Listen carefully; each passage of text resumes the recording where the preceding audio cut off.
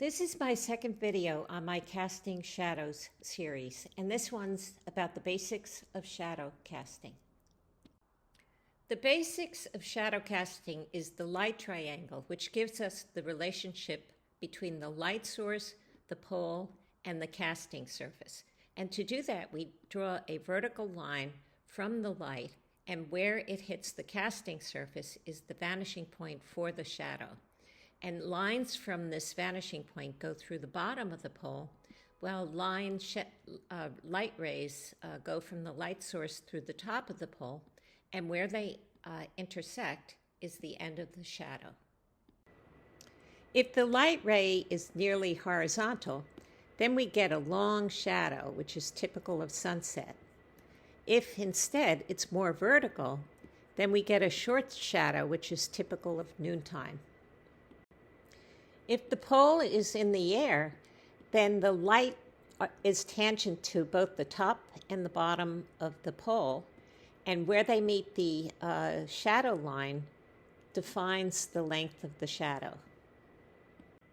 In this picture, I made one of the columns the pole and found the end of the shadow. And when you connect that end of the shadow to the top of the pole, you get the light direction. In this situation, the shadow direction is horizontal, so the angle it makes with the vertical is a 90-degree angle. Most of the time, the shadow direction isn't horizontal, and there are two main types, backlighting and front lighting. With backlighting, the light, or the sun here, hits the back of the pole, the part we don't see, and the shadow comes toward us. And the pole itself is in shade.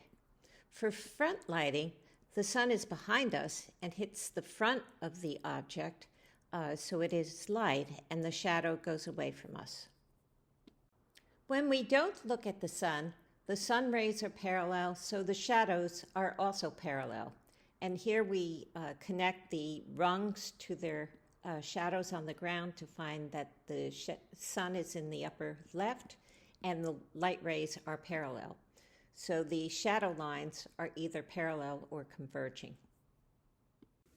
With parallel sun, the proportion of the height of the pole to the length of its shadow remains constant.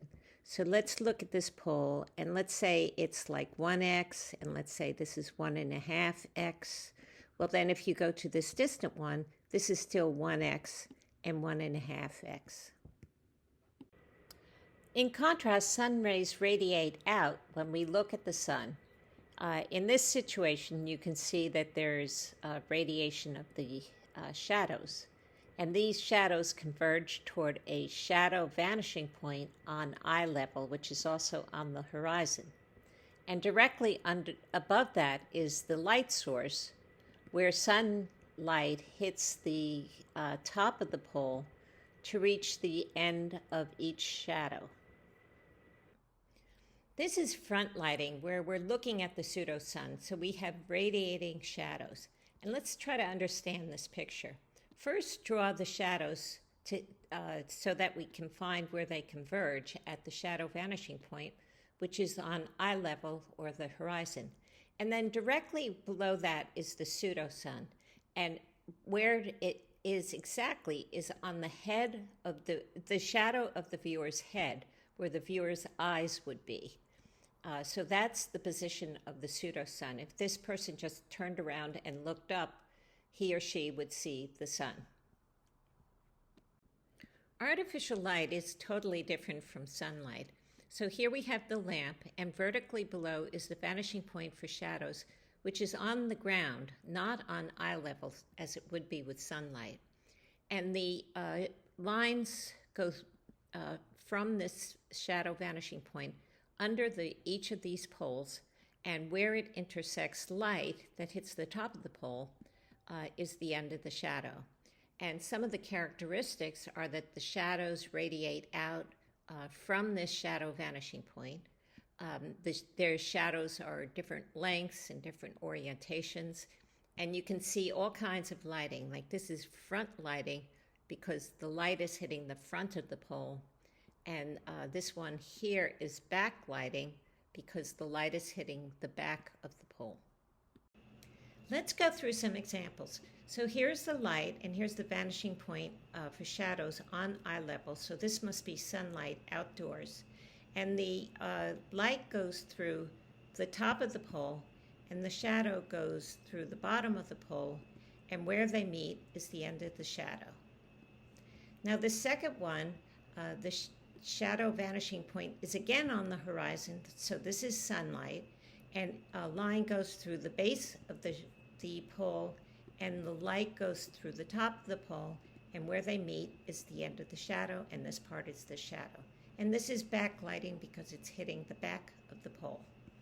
This next one is again sunshine because the vanishing point is on eye level.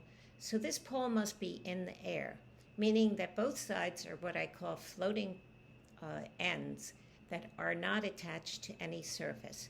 And so light would go past both of them.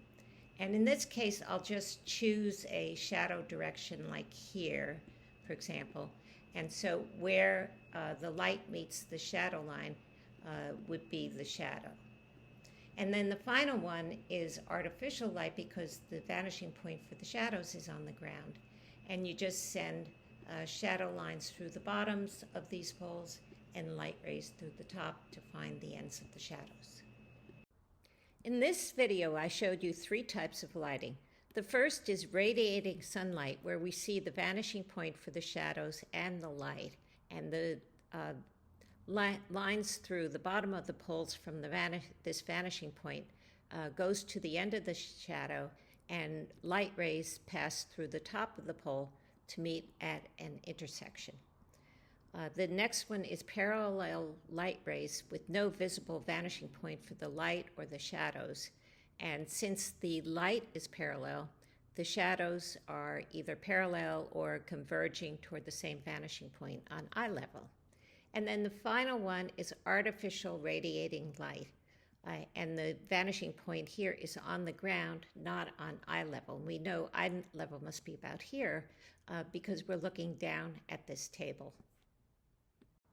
Here's a summary of this video where I compared radiating sunlight to parallel sunlight and radiating artificial light.